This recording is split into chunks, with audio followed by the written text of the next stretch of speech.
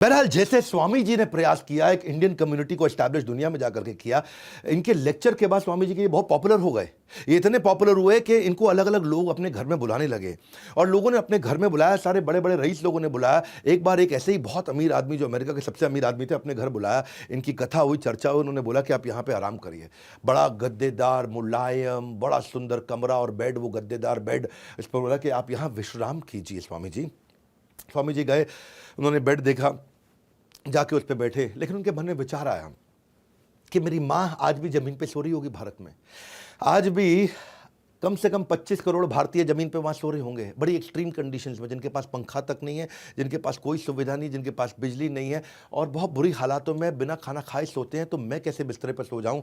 उस दिन वो बिस्तरे पर नहीं सोए, वो ज़मीन पर सोए, लेकिन वो उनका आखिरी दिन था। उसके बाद उन्होंने कभी किसी का इन्विटेशन एक्सेप्ट नहीं किया, अपने आश्रम में जाके सोया करते थे। इनफैक्ट एक बार प्राइम मिनिस्टर ब्रिटेन के, उन्होंने स्वामी जी को इन्वाइट किया और लंच पे उनको बिठाया और लंच में स्वामी जी खुद भी बैठे उनके साथ में। अब ब्रिटेन का प्राइम मिनिस्टर छुरी कांटा लेकर के अपना बढ़िया से खाने लगा, भाई प्राइम मिनिस्टर है और स्वामी जी बड़े बुद्धिमान थे, उनको बुलाया कि भाई चर्चा हो जाए उनसे। स्वामी जी अपना प्लेट लेकर के हाथ से खाने लगे। तो प्राइम मिनिस्टर उनकी तरफ देखा, उसको बड़ा बुरा फील हुआ, यार हम छुरी कांटे से खा रहे हैं यहाँ पे, अपने चम्मच से खा लो कम से कम, तुम छुरी कांटे से नहीं खा सकते, पर स्वामी जी अपना हाथ से खाए चले जा रहे हैं।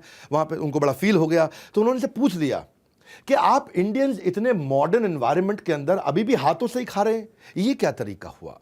तो स्वामी जी ने जवाब दिया अंग्रेजी में, because no one has used my hands before to eat. क्या अर्थ हुआ इसका?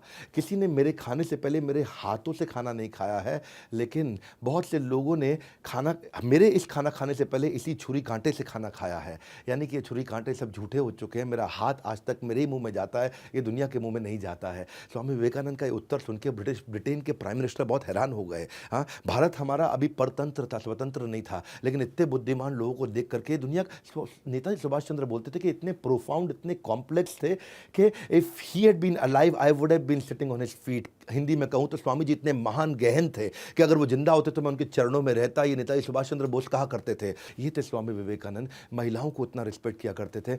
लेकिन एक दफ़ा थोड़ी महिलाओं की कहानी सुनाता हूँ आपको। स्वामी विवेकानंद एक दफ़ा एक यूनिवर्सिटी में लेक्चर देने गए, तो वहाँ एक बहुत सुंदर लड़की थोड़ा दूर से, ये 3-4 लोगों से बात कर रहे थे, थोड़ा दूर से इनको देख रही थी।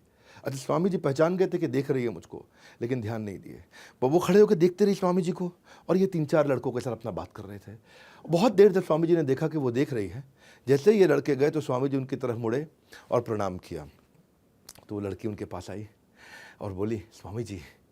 बोला, जी। स्वामी जी, मैं चाहती हूँ कि मुझे आपके जैसा एक बेटा हो, मैं आपके जैसा एक बेटा चाहती हूँ, तो क्या आप मुझे एक बेटा दे सकते हैं? मैं आपसे शादी करना चाहती हूँ, आप शादी करके मुझे अपने जैसा एक बेटा दे दीजिए। तो स्वामी जी मुस्कुराए, मुस्कुरा के बोले, आपको मुझसे एक बेटा चाहिए जो कि मेरे जैसा हो, तो उसके लिए शादी करने की क्या ज़रूरत है? तो स्वामी जी तो लड़की, ओह, बिना शादी के आप बेटा दे दोगे मुझको?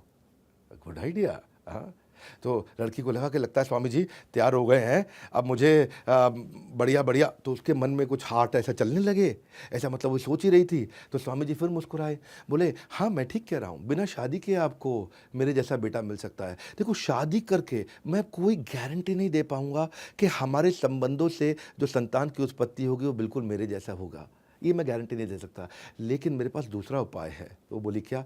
वो उपाय ये है कि अगर आपको बिल्कुल मेरे जैसा बेटा चाहिए तो मुझे ही अपना बेटा बना लीजिए, मैं आपको अपनी माँ स्वीकार कर लेता हूँ, एक और बच्चा करने की क्या आवश्यकता है? वो लड़की बहुत हैरान हो गई और उस दिन से स्वामी जी ने उनको अपनी माँ के रूप में देखा, स्वीकार किया और वही औरत चल के आगे स्वामी जी की सबसे बड़ी शिष्याओं में से एक शिष्या बनी।